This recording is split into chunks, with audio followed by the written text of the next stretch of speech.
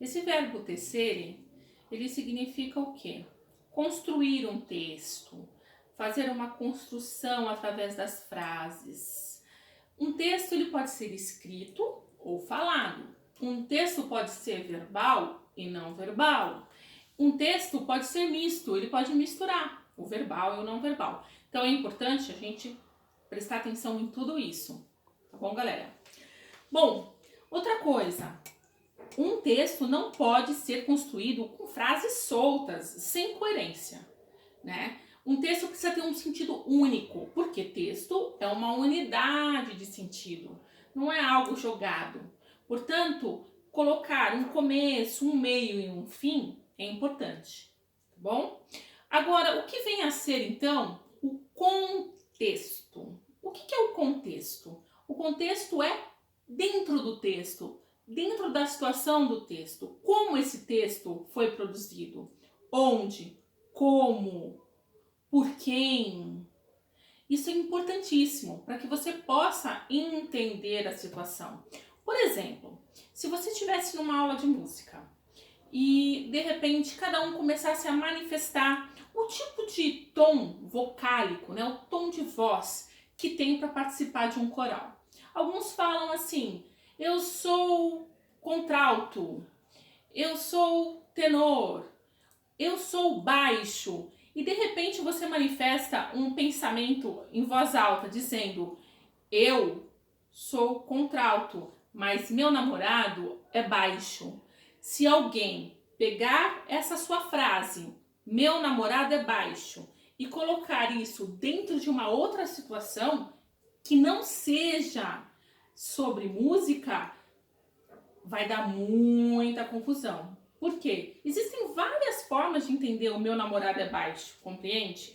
Portanto, é necessário contextualizar sempre todos os dados do texto, todas as informações. Isso é o contexto. O que vem a ser a intertextualidade? Né? Uma palavra assim muito comprida, mas ela é muito simples de ser entendida. A intertextualidade é a comunicação que há entre textos.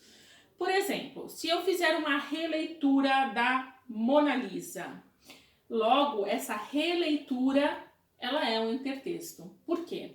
Porque eu trago um outro texto, a pintura é um texto não verbal, para dentro de um texto. De repente, um texto que eu criei.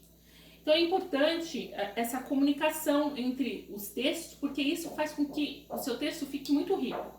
É o intertexto. Existem dois tipos muito próximos a nós de intertexto, que é a paráfrase e a paródia. Qual é a diferença da paráfrase e da paródia? A paráfrase, ela mantém o sentido do texto, ela não altera, tá? E já a paródia, você recria o texto, mantendo aspectos de semelhança, mas você traz um tom cômico, satírico, e que faz com que a sua paródia seja muito engraçada. Então a paráfrase já não tem essa característica. A paráfrase ela mantém.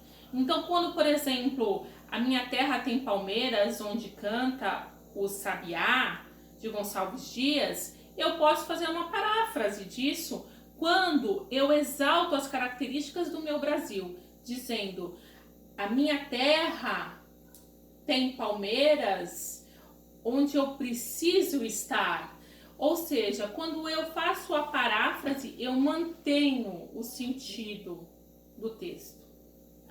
Agora vamos para o conhecimento de mundo. O que vem a ser conhecimento de mundo, né? Conhecimento de mundo é toda a experiência que você teve durante a sua vida, seja essa experiência através de leituras, através de conversas, através de experiências que você teve com outras pessoas, ouvindo, observando. Então é muito importante a gente sempre estar sintonizado com tudo que nos ocorre, para que a gente possa sempre obter conhecimentos, que esses conhecimentos nos ajudam a produzir textos e a interpretar textos também.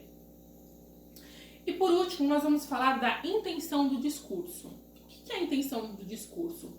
Toda vez que eu produzo um texto, seja ele falado ou escrito, eu tenho uma intenção. Ou seja, eu quero falar para alguém alguma coisa, eu quero dizer alguma coisa por detrás, implicitamente ou eu posso também falar explicitamente. Então, por exemplo, se eu estou lendo uma charge que tem uma criança carregando uma bala de revólver e ela inocentemente mostra para a mãe: olha mãe, que legal, eu achei uma bala de revólver. Logo a mãe vai se aterrorizar.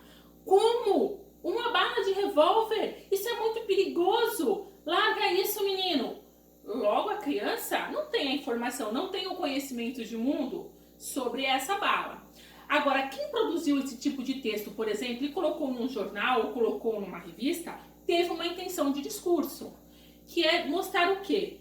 Mostrar o quanto é perigoso estar morando no Brasil, com, por exemplo, a gente tendo a liberação das armas.